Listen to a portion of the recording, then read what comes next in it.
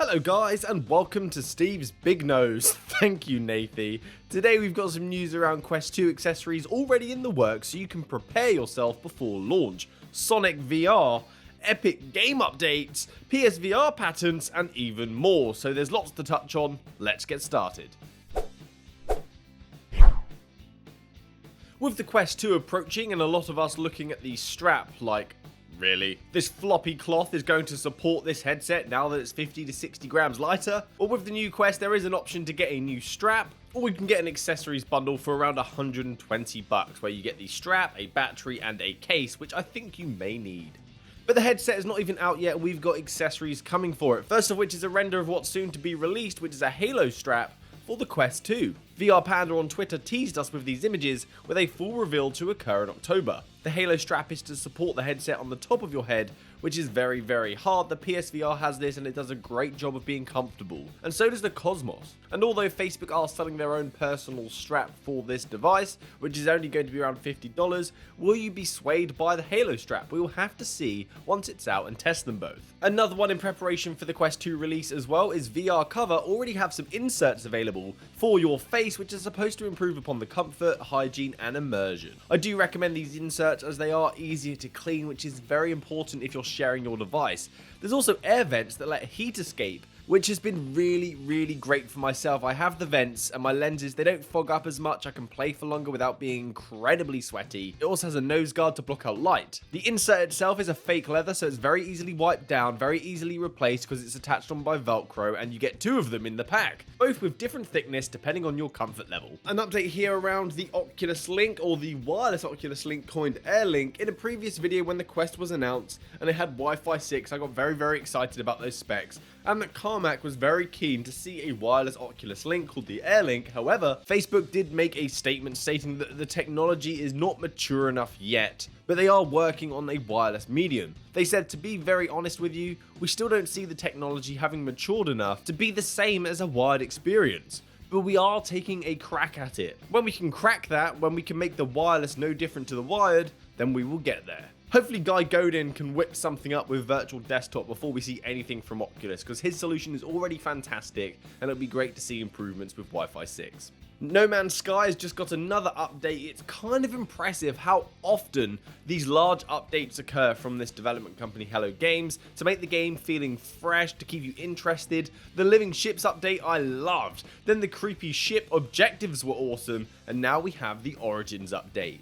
You may know that the planets in No Man's Sky are procedurally generated, and this meant that you had billions of different planets to explore, while Origins is stepping it up another level and giving you millions more to check out. If you've been playing this game for a while, this update may be music to your ears. You needed these new planets. The trailer shows these new planets and they look gorgeous. And as well as new planets, there's a new user interface that is supposed to make things easier, because if you've played the game, there's a lot to take in. There are also new items, new crafting options available, improved textures, new weather effects, and now there's also volcanoes. There's definitely enough here to pique some curiosity and give you an excuse to dive back into No Man's Sky, fly across the universe, and get immersed again in virtual reality. Gotta go fast! This is awesome Sonic in virtual reality created by Supersonic68. Thank you, my friend. This is now available for you guys to enjoy. I'll link it down below so you can try it out. So Virtual Sonic is a first-person Sonic experience as you run at Sonic speed through some beautiful environments. And if you're worried about motion sickness, this has been thought about in the way that you traverse. It's much more physical, and therefore the motion that you experience is actually expected and results in less motion sickness. For example, when you jump, you have to swing your arms up. To dash, you swing them down as if you were leaping forward. So go collect some rings, attack some enemies, grind some rails, get the best time possible, and enjoy embodying one of the most loved characters of all time.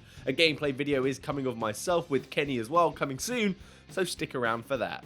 An unexpected and interesting story now. The founder of Oculus, the man Palmer Luckey, or Lucky P as he was called in his rap career, has just helped to invest in the unofficial store side quest with a whopping $650,000. Lucky is no longer with Oculus, he works in the defense industry, but of course, evidently, he has a passion for virtual reality and believes SideQuest supports his vision for sustaining VR. Palmer had this to say, which explains why he wanted to assist SideQuest and make a statement with his investment.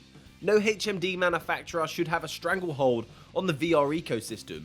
or unilateral control over what people run on the VR headsets. And when I look at SideQuest, I see the spirit of Oculus Share. Oculus Share being a platform that was spoken a long time back that is pretty much SideQuest, a place where developers can share experimental content with the community. It seems after hearing about Oculus going to control more of the ecosystem with the unofficial release channel that they're going to set up for applications that don't meet their strict quality first policy, and he may also be mad after he told us no one would ever need a Facebook account to use his device, and then boom, we need a Facebook account. So thank you to those investors for investing. SideQuest really has been such a haven for developer and community to interact with each other, try experimental content, and many times really fantastic games, with SideQuest seeing hundreds of thousands of monthly visitors, and I think attributes to the Quest's success in many ways, at least for some of the enthusiasts. It's amazing to see that this is being backed and invested in. Lucky also did this before with Revive, which if you don't know, allows you to play Oculus exclusive titles on non-Oculus HMD, so it's very handy if you want to play those exclusives. This is an epic update because I love cooperative experiences. I can play with a friend or my partner, and especially in virtual reality because VR is so immersive, it's almost like we've had a surreal experience together. And now we are able to take on the undead and try to escape an infected facility in Death Horizon Reloaded after it's just got a cooperative update. So this means you and a friend can play through the campaign together, which sounds like a ton of fun. You can cover each other's six. There is also small changes such as the weapon rack in the save room. You can now try out and change your loadouts there. There's new zombie animations and of course general performance improvements. This game is always being improved upon, whether it be new game modes, even better visuals, and now co-op. And it also has native haptic support on Quest, so you and a friend can have the most incredible immersive virtual reality experience wirelessly on your Quest together, fully kitted out. So if you haven't got this game yet, it's definitely worth a pickup now. I enjoyed it previously when the game was first released, but since launch it's got even better. So a new patent has popped up for the PSVR2 and kind of tells us a little bit about the next generation headset from Sony. But sometimes patents don't mean anything, but this one kind of seems plausible. So after the last time we heard about the remotes, it was a very basic joystick-like device, but expressed some serious, amazing tracking skills for each of your fingers. This new pattern looks like it's been inspired by the Knuckles from Valve, with an overhand grip which probably contains tracking sensors for 6 DOF, much like the Quest Rings does, which implies that we're going to have inside-out tracking on the new HMD. I'm also happy to see thumbsticks. The current Move controllers do not have this functionality, and it's been such a hindrance for virtual reality experiences, which often the games on Sony's platform are really good.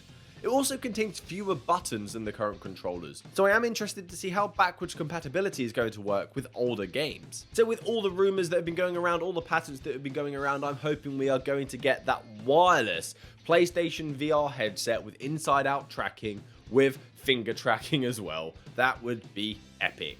So let's end this on a statement from a very special, well-respected gentleman in the gaming industry. I've been a long fan of his work. Hideo Kojima, you may know him for Metal Gear and Death Stranding, believes that the next 2 to 3 years are going to be huge for virtual reality for people such as ourselves and employees of industry. He said something that made me spend a long time thinking about what's possible in VR, but I won't bore you with it, I'll just tell you what he said. In games up until the present, all of the video, screens, etc. have been put into a square layout that is there to hold information. We've had film as a medium for over 100 years now, and this is the first time that we've broken through that frame, meaning that we no longer have to provide content to the user, information and experiences limited to that square space we call a TV. People are frequently saying virtual reality is a gimmick, but it's not something we can escape from. It allows for creative freedom, deep immersion, and it's being adopted throughout multiple industries, not just gaming. You cannot escape it. Get someone who hasn't tried virtual reality into a headset right now and blow their minds. So that's it from me today, guys. Thanks for watching to the end of the video, getting caught up on the latest and greatest in the virtual reality space. I hope you have a great day. Thanks to my patrons, you absolute legends. Happy gaming, guys. Good day.